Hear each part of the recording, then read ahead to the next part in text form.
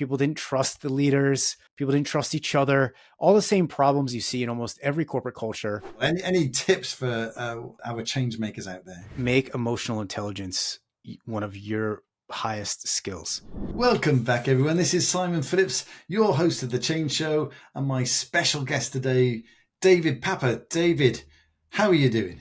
Hello, Simon. Thanks so much for having me on The Change Show. I am very happy to be here. Hey, excellent. Now, if you're listening and thinking that all sounded rehearsed, it's because we recorded this about 5 minutes ago and the whole thing blew up in front of us. So we have no idea what's going on at the moment. But David, thanks for bearing with us. David is from the Change Tribe. For the audience listening or watching, if they're watching this on YouTube, tell us a little bit more about David and what your journey, if you like, through to where you are today. Oh, thanks, Simon. Yeah, okay, I'll try to do the short version. But basically, I really struggled with enjoying everywhere that I worked. Just say that. I worked in advertising on very fun teams, fun projects. I worked in digital branding, digital content creation. I worked in social enterprise. I did an MBA in leadership and purpose-driven enterprise. And I went to work in social enterprise for the purpose of wanting to be more purposeful in what I was doing, using business to make the world a better place. And even there, even working in that field, I found that the culture that I was in was not conducive to people really enjoying themselves at work, was not conducive to people showing their most creative self. People didn't trust the leaders. People didn't trust each other. All the same problems you see in almost every corporate culture existed, even when the company had a really, really strong purpose. So, I mean, that's like a super short version of years of my experience. But in the end, what that showed me was there's something fundamentally broken about the way businesses operate on the inside. And it's a reason that there's, 70% disengagement around the world. I just saw a stat the other day that in the US, only 21% of people in companies actually trust the leaders of those companies.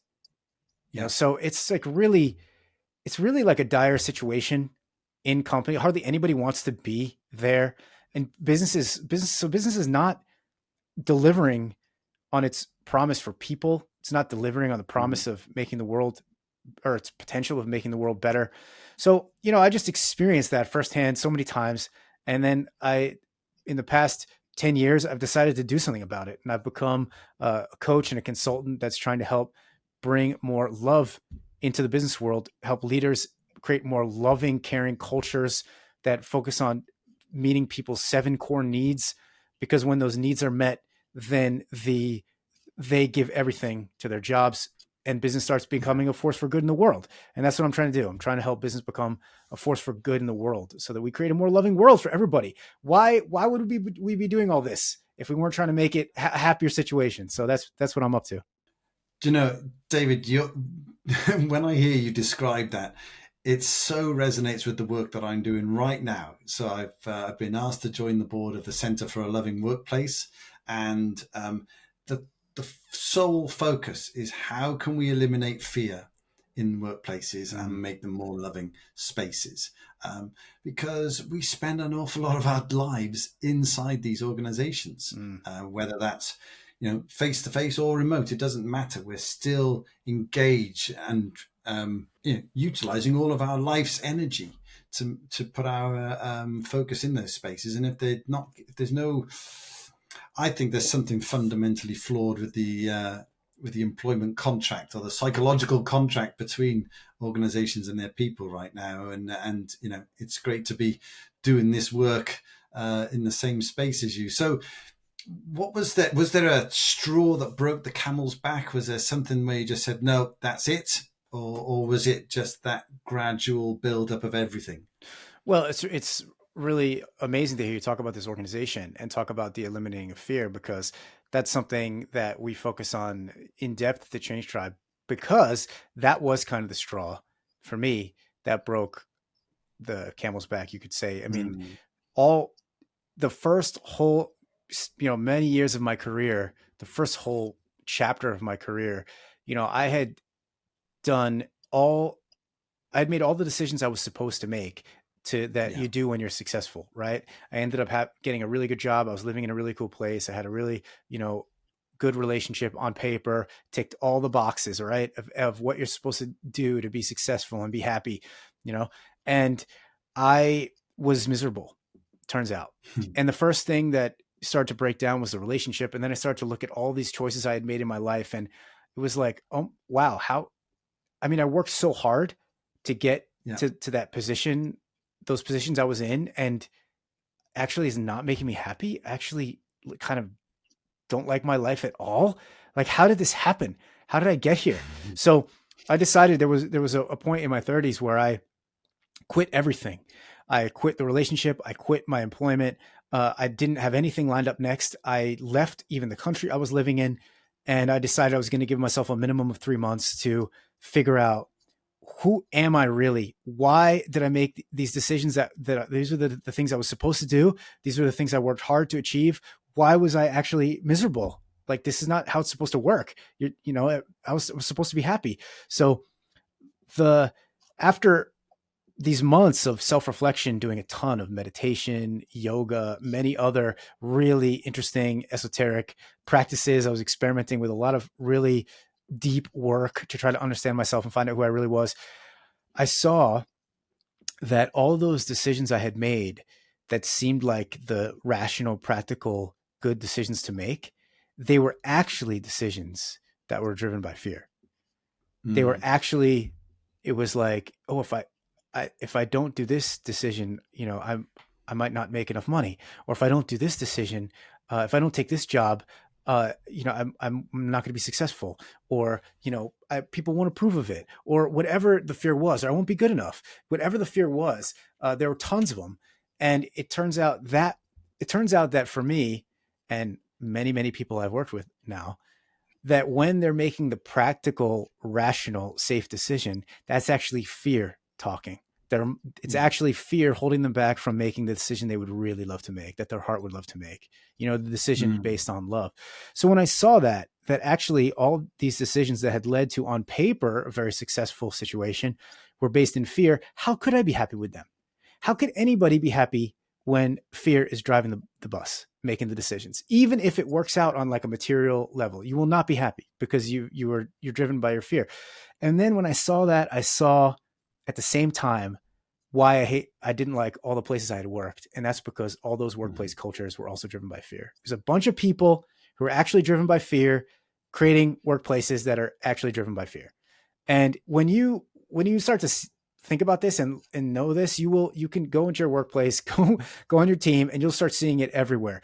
People afraid to share their ideas, people afraid to be themselves, people afraid of the competition, people afraid of not hitting targets, people afraid of it not working out, people afraid of being Yeah. found out that they're making it up as they go along, people afraid of losing their jobs. It's just like fear everywhere driving people's decisions in the business world. So my very first project, working to do something about this, was called Love and Profit, and it was about, bringing the counter to that, which is, as you are working on now, love. So it's really amazing to hear that, because that for me was the huge realization that sent me in the complete direction on this work. It was that fear is driving everything out there. Fear is Mm. driving most people's decisions. Of course, we're not going to be happy. Of course, people are not going to be comfortable in those cultures. How can they be?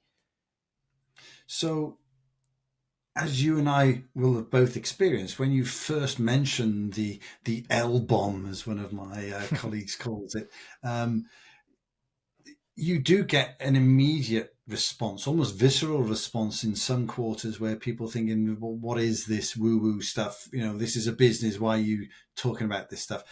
What was the initial response when you started talking to some clients about your emerging thinking in this space? Yeah, well, that was in 2014. Hmm. So, that's 10 years ago now. So people looked at me like I was crazy. Yeah. And the cool thing is if you go into a business now, when I talk now to businesses about love, the response is very, very different from 10 years ago, in my experience. Now people are already kind of on board that something like love would be a very useful thing to have, Hmm. in a corporate culture, in a business, because it's going to help create everything you do with better quality. Everything's going to happen Yeah. smoother, faster, easier, better quality. People know that now. But yeah, there's still a reluctance though, like, but I don't want to be romantic with my colleagues. I don't have to hug my colleagues all the time. I don't want to cry with my colleagues. You know what I mean? And some people like all that stuff. And some people will never want to do that stuff. And it doesn't Yeah. mean any of that. It doesn't mean any of that. You know, those seven needs, you know, that I referred to earlier, love is one of them. But the way that Mm. I've found and teach how to translate that into the workplace, you know, I'd love to hear your take on this because you're working on the same thing. You know, the way I translate that is belonging.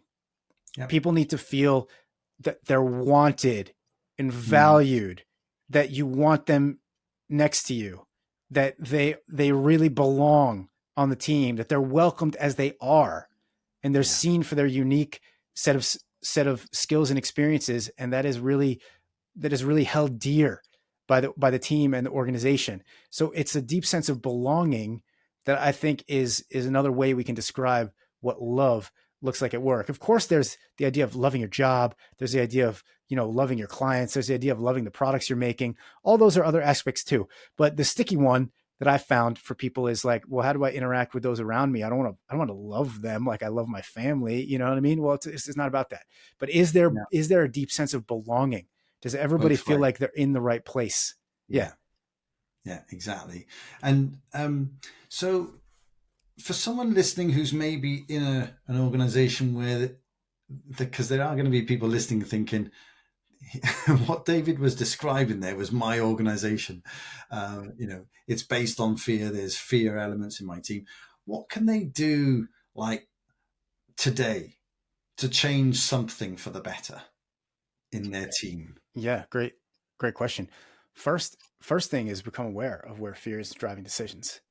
But that's just the first thing, is just start to notice, point out, name where, hey, look, it's our anxiety or our fear of failure or our fear of not doing something right or our fear of competitors that's actually driving us to make this decision. You know, I was at a company once where they they their competitor was 2 3 times their size. One of their main competitors was 2 3 times their size, and their competitor had a certain offer on their website, and out of basically fear of not keeping up with their competitor, they decided to create the same offer on their own website, you know, this company. Mm. And it seemed like a sound strategy because it's working for the competitor. You know, it seemed like a sound strategy from, because the customers clearly like it. Our customers are going to like it more, you know. But if you really looked into what was driving the decision, it was fear of not keeping up with the competitor and losing customers to the competitor. So instead of Yeah. asking the question, how can we be completely unique and special and different, and, you know, what can we create that we absolutely would love that's going to cause more people to love us, it was, how do we not lose to the competitor? So that's an example of a fear-based decision. And this decision was disastrous for the company. It cost hundreds and hundreds of thousands of dollars to implement. It took twice as long to implement as they thought. Didn't even work as well as they wanted to. You know, it was like created a whole list of problems, you know, even though it was a quote unquote sound strategy, because it was driven by Mm. fear. So look at how your team is talking with each other. Look at how your team is making decisions. See if there's fear driving that. One sign that there's fear in your team and in the way people are making decisions is that people are not showing their authentic emotion. Yeah. That's one sign that I've seen over and over again in teams I've worked with, that when people's authentic emotions are shut down, people don't feel like they can say, I'm really stressed today, or I'm really Mm. tired, or I'm sad, or I'm not sure how this is going to work out. I'm skeptical about this and I'm worried. Even something like that, when people don't feel like they can say that uh, just openly how they feel without having a solution, or, you know, without, it's like, that's a sign that there's fear on the team. So that's just a couple ways to get started. I love that second one in particular because we, inside the centre, whenever we're starting our online meetings, we always have what we call a check in. And it's an opportunity for people to say how they are actually feeling. And knowing that makes it so much easier to actually run the meeting. Because, for example, if somebody is arriving at that meeting fully stressed out because they've literally come off a back to back 5 different calls, and every single one was challenging, and they don't share that, then actually throughout the course of that meeting, you're going to be thinking, what's wrong with them? And Yeah. why aren't they really contributing today? Or, why are they being so snappy? Why are they putting down? And actually, if you know that and people have said it and they've heard themselves say it, then they tend to relax into the meeting anyway. And you don't get that type of issue occurring. So it's brilliant, as you said earlier, for overall performance, overall output, overall, all of the markers that we gauge our businesses by are dramatically improved if you get some of this stuff right. Yeah, absolutely. We do the exact same thing. We call it "How are you arriving?" And as Yeah. you say, it's the unexpressed, unheard emotions are the ones that end up creating the biggest influence.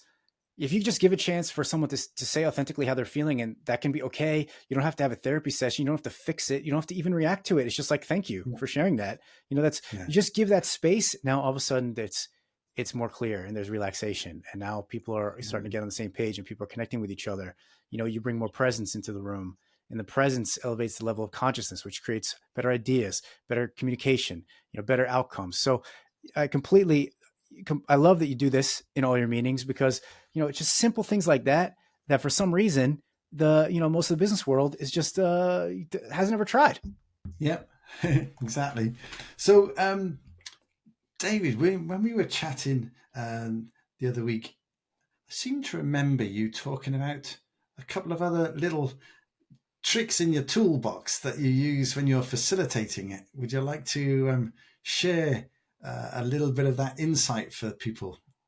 Tricks in the toolbox. Yeah. Well, one of my favorite tools to use whenever I'm working with a team of leaders, or sometimes even one on one, I use improvisation, applied improvisation. It's one of my favorite Yeah. things to use. I'm an improviser. I perform improv every month in Prague, which is near where I live. We perform an improv comedy show in English. Been doing it for many years. So I started to realize that this was really, actually, really useful for leaders and teams. Why? Why? Because when you involve your whole body in an Mm. activity, and when you practice taking on characters and perspectives of other people, you're open up your creativity, you're opening up your ability to come up with to connect to each other, you're opening your ability to really listen deeply and be present in the moment. And these are all the kinds of skills. These are like the soft skills that leaders want, and it's sometimes hard to find ways to practice them aside from specific exercises. But when you do improv, you're practicing all the soft skills at once of that most leaders really need. And you can use improv games to come up with better solutions for your clients, for your team. So improv is one of the tricks I like to use. And there are tons. If anybody's interested, in looking into it, you can easily do a search online. You'll find many websites listing improv games for teams, like simple ones, beginner ones. If you, I partner with an organization in the UK actually called Think Productive. We are doing Mm. a free public improv workshop, soon. I don't know when the show will release, but people can check out Think Productive's website and see if any one is upcoming, because we do it sometimes regularly. So, yeah, uh, improv is an amazing tool for leadership development and team development. Isn't it funny? Because as you say there, improv it's just a creative way of opening up new conversations, and I'm always amazed at how when people go on training programs through their work, they turn up at these events and they know that there will probably be some sort of icebreaker. There will probably be some creative activities which result in almost like accelerated outputs, sorry, and and also and a whole mix of things going on in these workshops. And then they go back into the workplace and they run their meetings like they've always run them and expect to get great outcomes. And so quite a lot of my clients, when they got something big coming up, a big meeting or a big, I'm quite often just encouraging them to remember, so what creative activities have you been involved in that you could maybe replicate in some way, shape or form in work? Because that's the point of these things, isn't it? It's like they're not just something for a training room. They're something for us on an everyday basis as well. That's absolutely right. Yeah. And a lot of leaders think, oh, I'm not an improviser. I can't bring in, these crazy games, but it really doesn't have to be anything crazy. It can literally be, you know, just standing up and moving your body, in an easy, relaxed way while you're doing the meeting. Yeah. It can, Mhm. there's a very simple game that I teach leaders called the stakeholder game. It's technically an improv game, but it's very business focused. It's so let's say you're in a room with like your sales team, for example. There are no customers in the room, but why not? Shouldn't the customers be there giving their opinion and hearing what you're doing as a sales team? So why don't you have one of the people or a couple of people in the room play the customer? Let them take on Yep. the character of the customer for the meeting.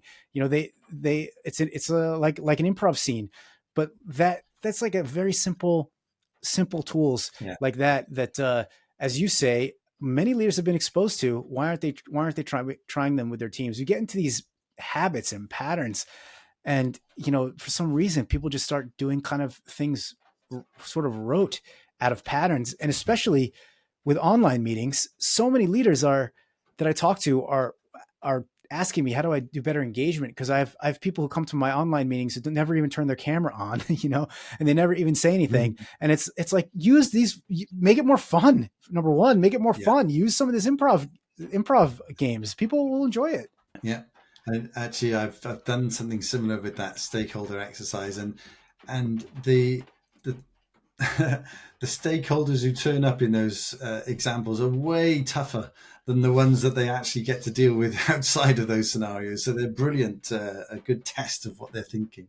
Yeah. Um, actually, I just got to say, David, when you were talking about improv earlier, I thought you were naming a specific program because it sounded like improg. I was like, oh, right, okay. But Oh, actually, you were saying in Prague, weren't you? Because that's where you're based. yes, yes, I was. Yeah, yeah, exactly. Yeah, Excellent. Um, David, thanks for that. Listen, we could talk all day, as yeah. I'm sure Sounds the like it. is Yeah. probably detecting. But what would be great to just finish off with a couple of things. Do you have a couple of tips that people who listen to the show, maybe they're aspirational change makers, maybe they're people just getting started on their change making journey, maybe they've got a new role in an organization where they're being asked to be a change maker. Have you got a couple of tips for them? And then I'm going to ask you the $1 million question, which is what track do you want to add to the Change Show playlist? All So, right. first of all, any tips for our change makers out there? Yeah, yeah, because I know that you're building this. You have this like change maker pledge you're working on as well, right? And you're trying to help Yeah, develop a million change makers, something like this. Yeah, really, absolutely. really cool initiative. Uh, so number one tip that I would give anybody who wants to be a facilitator of change is learn how emotions work. Make emotional intelligence one of your highest skills, because emotions are the source of all our behaviors and our decisions. That is, science has shown that over and over again, that it's 99% of our behaviors and decisions are coming from our underneath emotional landscape, which is tied to our subconscious. So if you have to learn how that works. You have to learn how emotions are driving people. You have to learn how to welcome emotions into a room, work with emotions in the room. You have to learn how to do that for yourself, because that is going to it's able to help you, first of all, be more of the kind of leader and change maker you want to be, because you're going to be able to Yeah. modulate yourself better, but also then you're going to be able to work with others. If you don't know how to Mm. work with emotions, everything about change is going to be harder, because the emotions under the surface are what driving everybody's response to change and how they're behaving. So that would be the absolute number one tip that I would give, is make emotional intelligence one of your most important study and practice areas. Ah, magic. I love it. Thanks, David. So, as I say, what do you want to add to the Change Show playlist? What track has helped you through life or got you through some tough times? What is it that you always turn to? There's an amazing song I like. It's called Explotar. It's by kind of like a collection of people.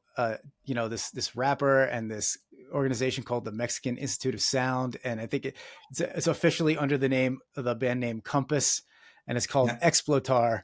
So look that up, get added to the list, because it's a super fun song to listen to and dance to, and especially the last verse has just some great advice for change makers out there. So Absolutely love it. I can't wait to listen to that. I haven't heard of that one. That's a great one. Thanks, David. yeah, David, thank you so much for coming on the Change Show. I'm sure there's going to be a part 2 to this conversation at some point in the future. You're always welcome back on the Change Show, because I'm sure people will have loved some of the insights you've been able to share in this small amount of time. So thanks, David. It's been a real pleasure talking to you. you too, Simon. Thanks so much for the great questions and the amazing work you're doing, creating a more loving leadership in organizations. That is the work we need. That's the most important work right now. So thank you so much.